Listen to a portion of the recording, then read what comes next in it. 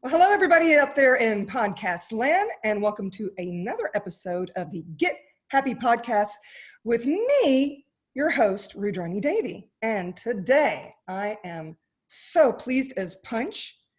And I don't know, I guess I should have asked beforehand, Grant, I have never said your last name, but this is my friend, Grant Gallicano. Gallicano. Gallicano, che cosa? Per questo spiace, italiano sta niente, no? Are you Oui. Italian? Oui. Voulez-vous français, comme un petit peu.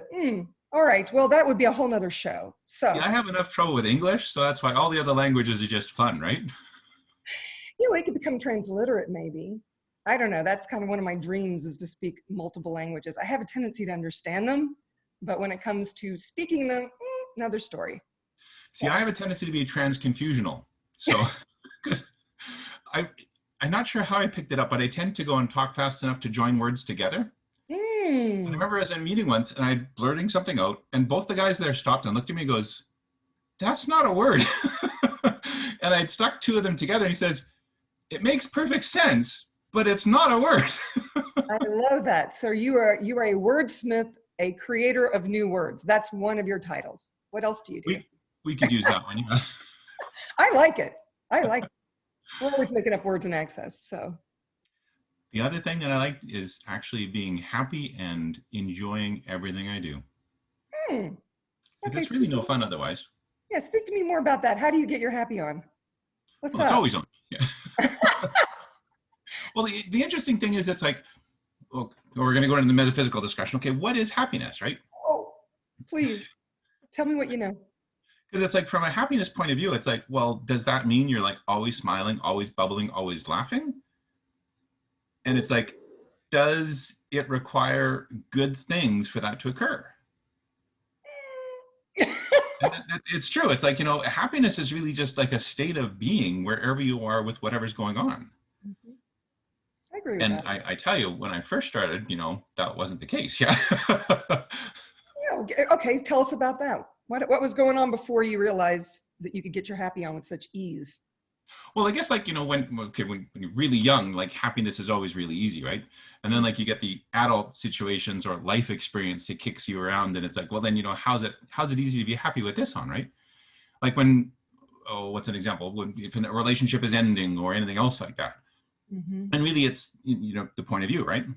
So Sure. you mentioned access consciousness, we both are. It's like one of their axioms is your point of view creates your reality. Indeed. So any experience exists, and then it's what's your point of view with regards to that. Mm-hmm. Mm-hmm. I had a client this morning, we were going through the talk about all of that. She's 4 months pregnant and was just told by her boyfriend yesterday that he was leaving, and this is her second child, and COVID and all this, and so I pointed that out to her several times. I went, your point of view creates your reality. She goes, why do I keep attracting these men that cheat on me or leave me or this or that or the other? And I said, that's not really a question. Interesting. So we went into what's right about this you're not getting or what we're not getting. And then I pointed out to her, and here we are, folks, we're actually doing this conversation during the coronavirus, November of 2020. So just perspective if you are listening to this in the future. But basically, she has an entertainment industry business that she has not had to let go of any of her employees. They're not working as much as they were. They are all working out of their homes. But so she has this very successful business, and she has 2 children and another one on the way that she's able to take care of on her own. And she has tremendous friends that all have her back. And I was like, can you acknowledge those creations? What is your point of view about that? Can you have a point of view about how you've managed to create all of this when a lot of people are losing their homes and all of this? And of course, I got her point of view. This just happened last night. So I said, you can choose to be upset for now. I get it. I totally get it. But careful what comes out of your mouth, because all these points of view that you are sharing with me make this seem like you're going to be going down the rabbit hole. So. What's the choice being made there, right? Mm-hmm. Yeah. And is it really a question? Why do these people always leave? It's not really a question. I told her, what if, aren't you glad to know that when the going gets tough, this guy's not going to stick around? Don't you think that's kind of a gift? Okay, yeah, the timing really sucks. I understand that. You know, I wouldn't be getting my happy on because of that either. I mean, I literally was in a wheelchair. It was right after my birthday too. I had to have another knee surgery because when I got, well, I guess I better do a very quick backstory. For some of you, you know, but some of you don't know, in 2008, I got shot by terrorists and I had to have several surgeries and I was in a wheelchair, not released by my doctor for a little over 2 years. And in the middle of those 2 years, my now ex-husband was philandering around and decided that he didn't sign up for this. Made it pretty, you know, I didn't sign up for my wife getting shot and never being able to walk again, basically. And so here I just had my last surgery on my knee, and we get back, it's an outpatient thing because my knee had reset wrong. So they had to disconnect it and reset it. That sounds like fun. So much fun. So there I am watching the TV and I'm still doped up and I hear him clanging pots and pans and he comes around the corner and says, yeah, I didn't sign up for this. I'm leaving you. And I'm like, do you want to do the work? Oh, I'm tired of doing the work. And we'd been to the therapist once, you know, so I was like, okay. And it felt light. I knew about Access even before that. And that was in 2009, I guess. And that's what's so amazing. You know, I love the mantra of Access. All my life comes to me with ease and joy and glory, because even with all that going on, I was able to perceive it completely differently instead of, why is my husband leaving me when I'm in, you know, it wasn't like that. It was like, oh, it actually feels lighter for him to go. And it really changed my world. And when he left, that's when I was able to really work the tools. And now I be the tools, you know? Right. So, What did that introduce you into, right? Like what opening was available off that? true story, my dear. True story. So, you know, your point of view certainly does create your reality. Can you think of a time where your point of view was creating crap for you? And when Not you something I usually suffered, concentrate on, but yeah. I mean, I did a lot myself. In the past, I have been well known for, stirring the pot. And it's like, okay, well, how about like, because I guess the label it used to be, it's the misery guts, right? Mm. Where it's like something happens and you literally like, and the interesting thing is you can actually indulge in that and see what happens. It's like, okay, how bad can you make this? And then you can even have fun with that, right? Mm-hmm. It's like, oh, like what else is going to go wrong here, right? It's like, well, what else? Let's see, right? What else, universe? That means show me what else could go wrong, universe.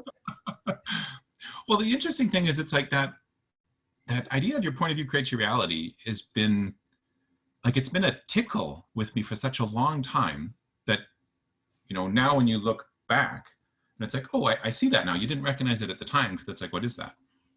And I remember the first idea where that popped up was I had a friend of mine that had split up with her husband. And it's like, she went on and it's like, yeah, so, I've left my husband. And it's like, oh, and I didn't say anything other than that one word. And so then she continued with, it's like, well, I realize now that there's two ways I can respond to this. And it's like, okay. And she says, well, when people say it's like, what was it? Darn, I'm drawing a blank. But she basically said it's like, in either way, it's like, if someone says, oh, this is bad, and it's like, well, you're right, it is. It's bad for him. And it's like, and the other one is, it's like, well, congratulations. It's like, yes, this is fantastic for me, right? And from her point of view, it's like, there was nothing wrong with that. Right. It's like, this is the choice that was made. And it's like, I've had a bit of education as a result of like, life experience. But one of the ones that was so interesting that drilled home for me was the idea of a puzzle. Mm. It's like, okay, so whatever experience we have, think of it as just one puzzle piece in the big picture. Now, when you pick up a puzzle piece, is that puzzle piece the best puzzle piece or the right puzzle piece, or is it a good puzzle piece or a bad puzzle piece? It's like, you have no clue because you don't know what the puzzle is. Mm-hmm. All these and things so when you conjuring up in my brain as to what that puzzle piece could be that would be really good, but we're not going to go there. Keep going. Please keep going. Well, it's that idea you have one small piece of the picture. Mm-hmm. How can you judge it as right or wrong or good or bad? True. It's like, in which case it's like, well, and then when it comes down to the idea your point of view creates reality, you can pick it up and say, oh, this one sucks. This is the worst puzzle piece ever. It's like, okay, then it will be. Mm-hmm. You could also just as equally say, it's like, well, this is fantastic. I got this wonderful puzzle piece. It's like, what else coming next, right? Right. And the experience is still the same. I picked up a puzzle piece, and it's how I'm relating with it, taking it in, or my choice with it. It really is the one that's the deciding factor on how I'm letting it impact me. Indeed. I can remember hearing an analogy that was similar about a painting. And if you only reveal the corner of it, you have absolutely no idea what the complete picture is going to be until the veil is lifted. I remember a friend of mine going through a divorce, and he was really stirred up about it. So he wanted to have a conversation. And I think this was actually before Access. I'd been introduced to it. So I got introduced to Access in 2003, but I didn't leap in until 2011 after what happened in India in 2008. I was like, you know what, I need to know more about this because I'm actually using these tools and they're getting me through this. So, but we sat down to have lunch, and I gave him a card, and he opens the card and screwed up his face because the card said, congratulations on your divorce. And he opened up and says, you're finally free, And I know that when Gary and Dana are talking about, divorceless relationships, I mean, how many of us go into relationships and we try so hard to be what we think the other person wants us to be that we cut our legs and arms off to fit into their reality. Now, I know personally, I don't want anybody with me that's changing who they be to be with me. It either works or it doesn't work. Creationship is this allowance piece. You got to decide. But that always stuck with me. I was like, how many people would rather be in a bad relationship than to be alone? And I've discovered a lot with that because I quite enjoy my space. I never thought I would get married. I wasn't married for very long, and I didn't get married until, I think my 40th birthday was 2 days later. So it's kind of crazy to think of it that way. It's like that's a long time ago. I never thought I was going to get married. And then he said, you'll get insurance and da-da-da-da-da, and because we weren't going to have children. And then when we got married, he tried to convince me to have children. It was like, all of a sudden, all these things he had said were not what he meant. And then we get in it. And so I know the universe had my back. It's kind of a strange way to get out of a marriage, to get shot by terrorists. I wouldn't recommend it. But I wouldn't. Makes for a good story. Yeah, I wouldn't take it back. I joke, I say it's like talking about a Netflix movie now because I don't really identify with that being. But on the same token, if I can, I'll be whatever's required, and if it's going to help others perceive that they can choose differently as well, because I could have chosen a lot of cranky pants choices as opposed to happiness, which you all can't see out there in Podland, but I'm representing today. I got my happinessisjustachoice.com red ball cap on. So, Looking very beautiful in it too. Oh, thank you. I'm wearing pigtails, y'all. So I'm feeling very immature today. So I decided I'd wear my pigtails. And I knew I was going to be with Grant, who, doesn't have a serious bone in his body, his cute, haughty body. Please take that for granted. So what else about getting happy? Well, the interesting thing is that it is just a choice, regardless of the experience. Say more. And I personally enjoy being happy and giddy and excited with that more than the other. I remember in the past, I was working for a family business, and it was like the competition was trying to put me out of business at the time. So it was like the most toxic, ugly work environment ever. It's like, and at that time, it's like happiness just wasn't even a possibility, right? Well, I guess it was a possibility. Well, but my point of view at the time, right, was it wasn't. It was like, this is a miserable life hand that I've been dealt, and I need to deal with it. And it progressively put myself worse and worse and worse and worse and worse. And then at one point, my mom was the one that said, it's like, we need to change this. And it's like, I can change this? It's like, wow. Yeah. And I don't know they can choose differently. That is true. Your mom's cool. I agree with that one. Yeah. I don't even think she knew what she was doing at the time, but it's like, this isn't working, so let's change it, right? This is way before Access. Yeah. And so what did you guys do to change it? Well, actually, what we did is we closed it down and went to work for the competition that was trying to put us out of business. That is And a the interesting thing, choice. well, because there it was like, how could you do that? You're closing down a family business that's been there for like 3 generations. It's like, well, Mhm. no one else wants to line up for it. So it's like, why am I the one that gets stuck with it just because I'm here, right? Right. And like I made more money in the 3 months I worked for the competition than I did in the 3 years I was like trying to float the family business that was wanting to close. Mm. I wonder And what so you're. at that point in time, like, happiness was interesting, but that was long before I actually knew that choices existed and everything else like that. That was like, we're talking decades ago, right? Yeah. Right. And it makes me think of the heavy light tool. If I choose this, what will my life be like in 5 years? And if your body, for me, my body will light up if it's something that is going to create. And then I Well, feel like, a foot in my chest if it's something that's not going to create. exactly. But here's the other thing is, when I actually like look back at that, it's like, okay, I went away to university for a year and I literally had the worst educational experience of time. They basically said, it's like, why are you coming back, right? And so at the time it was like, well, why don't we just, school's not going well for you. Why don't you just work in the bakery for a little bit? And the little bit was supposed to be like 4 months, which ended up to be 1 year, which ended up to be 3 years, right? But after that experience, like I went back to school and it's like it was funny because my grades when I walked, like Canada uses like a 9-point GPA system. And my Okay. grades when I worked at our first year was 2.1. Or wait a minute, that was after second year, but it was low. It was very, very, very low. Like it was just squeaking by, right? And so they did the bakery thing. And then when I went back, I made the choice. It's like, I can go back and I can go into honors, right? And it's like, oh, it was interesting. Like with a 2.1 GPA, thinking I want to do honors, it's like, this was Well, an interesting choice, right? sure. But I went there and said, what do I need to do for this, right? And so I actually pulled my socks up and I was getting like A pluses and A's through everything. So my GPA, when I went back, I think it was 8.7 out of 9. Oh, So it wow. was a pretty awesome GPA, right? So it's like, hey, I can actually apply for Yeah. the honors program. You were a And I genius. remember walking in, well, it was funny, right? Well, it was a choice, right? Mhm.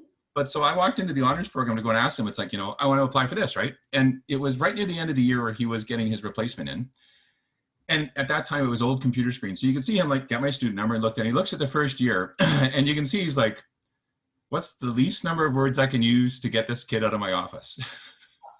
And then he went to the next screen and he like looks up, he stands up in the screen and he's going back and forth like this, right? And he's there for like a couple of minutes and it's like a bit of a change, right? And he's like, what did you do? It's like, I grew up. And he's like, can you talk to my son? What were you putting in those cupcakes? Exactly. But it was like, all I could look at is the experience that I did there. All of a sudden realized it's like, well, a different choice was possible. And I didn't realize how I was talking to you that, my mom was the one that said, it's like, we need to choose something else here. Mm-hmm. And then when that ability to say, wait a minute, you actually have choice and you can do something different. Because at the time when I went for my first year, I was the first one in my family that ever went to university. Oh, wow. Huh. And so it was like an interesting, call it almost shedding the expectations and the beliefs that were there. See, in my family, it was expected for us all to get college degrees. And some of us went back to school. I started out I went for broadcasting and communications and then did as much of that as I could. And I was a director's rep, and then I was a producer, and I wrote treatments and all this stuff. And then the bottom kind of fell out of that. And then I went back and learned energy therapies at the National Institute of Health and thought I'd found my calling and all this stuff. And then I get smacked in the face with access. Because the minute I discovered it, I was all in.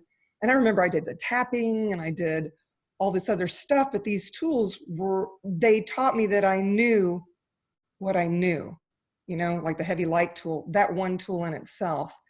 I pretty much, my, what is it that Dayton calls it? Where my autopilot is following the energy. Whereas it didn't used to be that way. It was like, I get up, I make my coffee, I do this, da, da, da, da. And now it's like, body, you want coffee? Oh, not yet. Okay, what do you want to do? Do you want to work out? Do you want to do this? Where do I put my attention? Da, da, da, da. All of this stuff, It's a very quick story. I remember I was facilitating for a client and a friend of mine was performing and he only had a short set. 6 to 7 p.m. He's in a band. We both know him, Camp Blasey, in a 4-piece band. And I promised him I was going to go. I actually had my hair plaited just like this. I look like Pippi Longstockings. And and I had cutoffs that go right above the knee, and my kicks on. And I thought, I'm running over with this client. I am not going to have time to change. Do I really want to go? And so I asked that question, what will my life be like in 5 years if I go? I got so lightheaded. I went, well, all right then. So I put the lipstick on, put the ball cap on backwards, headed down. Huh? I think we need a picture. There might be one actually, because that night he called me up on stage because he knew that I knew some Garth Brooks songs. He'd co-written several with Garth. And I knew Garth from years before when I was in film production. And his wife hands me a cowbell, and I get up there and I start singing backups for him and playing cowbell. Well, this guy comes up to me with his shirt open halfway, and he's got his chain and his cross, and he's got the French accent, and he hands me his card. He goes, I'm Xavier. It says Zave on the card. And he goes, you're an entertainer? And so I'm making fun of his voice, but it's actually a very hot voice. And he's talking to me, and he says that he's a producer. Would I be interested in talking to him? And he introduced me to the wife, and they're both like these tall blondes, probably in their early 60s, so a little hair color just for men or whatever. Long story short, I find he does his homework. I go to his studio, and he offers me a development deal. And we end up writing 7 songs together. Nice. And I ended up being the #1 funk artist for Reverb Nation in Nashville. So you never know what the universe has in store for you. It never shows up the way you think it's going to. Your mother knew something when she said, let's do something different. She really did. Well, that's the idea that the existing experience you're in, well, first of all, you never know what it'll create because it never shows up the way you expect it to. Mm-hmm. And then comes the question of, okay, well, what else is possible with this? And what will it expand into? Right. I love it. So can you still bake? Well, here's the thing. We always used to do it in quantities of 1,000, right? So it's like, it doesn't really work out of the house oven. Maybe the next Access class when we can all finally get together again. Remember those days? You can bring like 1,000 muffins. More an Iowa bar kind of guy. Sweet. Oh, all right. I'll go for that. Well, we didn't even talk about what you do because you're not doing muffins anymore. What is it that you are an Access certified facilitator, that I do know. Yes. We're both that. What else? Well, that's interesting. It depends on what time of day it is almost, right? As we were mentioning earlier, it's like, I'm still actively involved in Access consciousness. So I'm participating actually with the company, but also certified facilitator. So it's funny because with COVID in Canada, we were like, no more touching people. So I basically closed down the bar's office I had where I was seeing patients that way. Mm. And now they're very, let's say they're exclusive. Yeah. I have a few people show up, and I do the protocols. I take their temperature and take their lung capacity, oxygen levels, that kind of thing.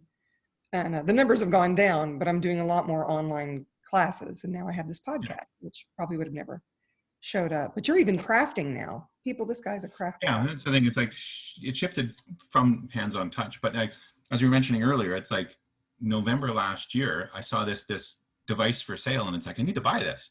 Everyone's like, you're traveling all over the place. It's like, why do you need this thing that would require you to be home, right? Oh. And then it turns out I end up being stuck at home because of COVID. And it's like, because I used to travel 2 weeks a month because I would go and host Access classes all over the place. And when all of a sudden COVID's like, no more travel, it's like, oh, so I'm at home and this machine I started playing with. And now we've got a crafting business. It's actually been quite fun. It's almost to the point where it's like 2 full-time jobs. Oh, wow. We actually create layered art that's amazing. And it's funny because I don't actually have any sitting in front of me right now, except for that thing I showed you, which is not ready yet. But yeah, share a picture later. Well, we get creative. This is what we do in Access. We're all these creative humanoid types that can have a billion things going at once. Because if we only have 1 or 2 things going, we'll probably kill them. I mean, for me, before I had to split my time because I was doing so many song projects. I performed in Right. 4 bands and had my own band, and was just getting ready to drop that album and do a showcase. And then, oh, you're not going anywhere, sister, you know? So very, very interesting. Well, what Oh, I'll do is I'll show a picture if I can. So recently what we did is we got contacted by one of the oh, museums locally. And so we created a small little layered bear to go that's and actually highlight one of their things. And it's funny because like we did start doing crafts fairs and people would show up and it's like my, you know, the internal thought is like, I'm not really facilitating people. I'm not helping people heal. It's like, what is this? It's a waste of time, right? And I'm at this craft fair and this lady comes up and she's about 80-ish. mm-hmm. And she basically picks it up and she says, you know, I'm really grateful for you because what happens is I buy this, I bring it home, and then I can look at it and I can actually feel good and be happy just having this in my home. Oh, that's so sweet. Well, it literally just changed everything because this person that, you know, COVID stuck at home now, can't go out, now has something there to go and actually she's This using to go and change her happiness. this is going to sound new agey, but you know, it's like your energy. When you create anything, your energy is in it, and Yes. your intentions are there, and you know, she's perceiving something. She knows something too. So you create this piece of art, and then she gets to take it home, and it changes her world. And that's something Dr. Dane, co-founder of Access Consciousness, talks about. You know, all the things in your house are contributions. If there's something that isn't a contribution, maybe, you know, it's outlasted its stay and it's time to go somewhere else where it can be a contribution. Or maybe the contribution is in the garbage. Who knows? It's like I talk to everything in my house, basically. And if things don't fit into that piece for me anymore, I usually first thing I do is go, who could I give this to? Who could this be a contribution to? So very, very interesting. This has been a very interesting conversation that's gone all over the place today. I'm really enjoying it. And I'm really having a lot of fun getting to know all of my colleagues in Access Consciousness and learning so much about them. Sorry, I have a sister that married a Canadian and she has 6 children and they all talk like that and all but one is married and their kids talk like that. I like it. I like it. I think of, what were the 2 guys that made, Bob and Doug or yes. Bob and Doug McKenzie, yeah. I can't remember the song they did. Great White North. Yes, that's it. it's Now I'm it's showing interesting. my age. It's still mainstream, so it's not age at all, right? Yeah. Okay. You guys just Google it, okay? Just trust us. They were funny. So, Bob and At the time, they were definitely funny. Yeah. yeah, true story. Yes, and all Canadians are 100% like that. Sure. Don't you know it? Now I sound like I'm from Wisconsin. Sorry. I'm not good with those accents. I'm better with like the French accent, the Italian accent, you know, things like that. Irish, sure enough to be Ireland, you can't be Irish, can you, lass? But I don't know. Canadian, I can't even sound like a Southerner, and I live in Nashville, Tennessee. I try it and people are like, I tried to sing country music and it didn't quite go over so well. So anyway. That's another one I'd like to hear. Yeah. Country? Exactly. Well, you sing in country. And yeah, I did a song for somebody called Swampy Tonkin. Swampy Tonkin.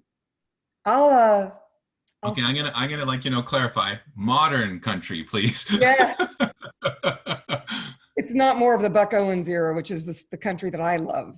I really love the old stuff, the Hank Williams Jr. and all of that, and Dolly Parton in the early days. This new stuff, you know, it's all mixed with, the creation ship is like a pop crossover country now. But I'll send you that. I think I still have it in my computer of Swampy Tonking, and I'll be happy to share that with you.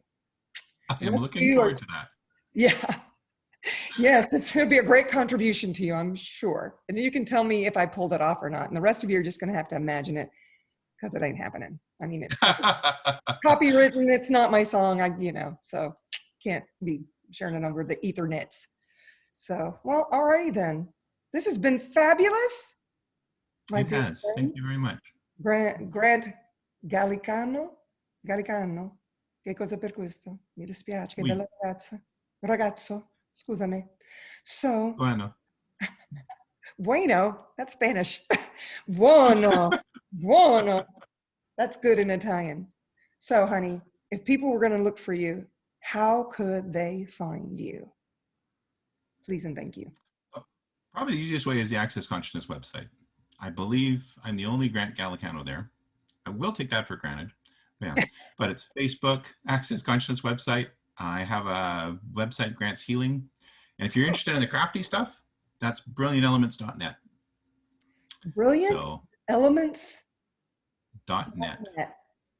I'm going to go check it out, y'all. Do you have a picture of that bear on there so that the people that aren't seeing this can actually see it? Or is it on the website? I actually just went on the Instagram because that it's special. It's not there yet, but there is more than enough stuff on that website to go and actually keep you entertained for a little while. So all one word, Brilliant Elements, .net. And the layered art is fun. It's Christmas time right now, so like ornaments are definitely a thing that's making its headway.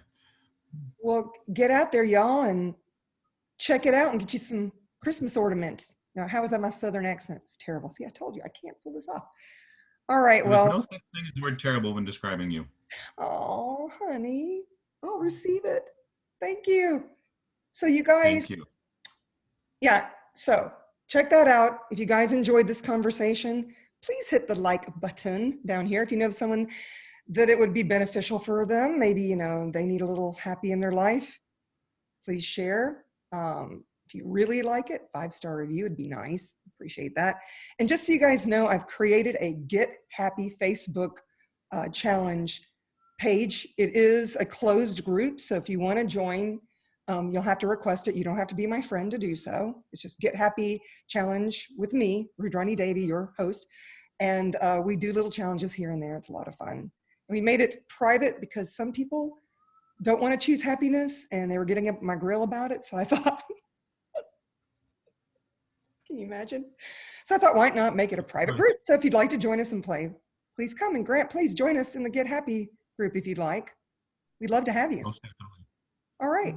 Well, thank you all for joining us, and ciao for now. Ciao.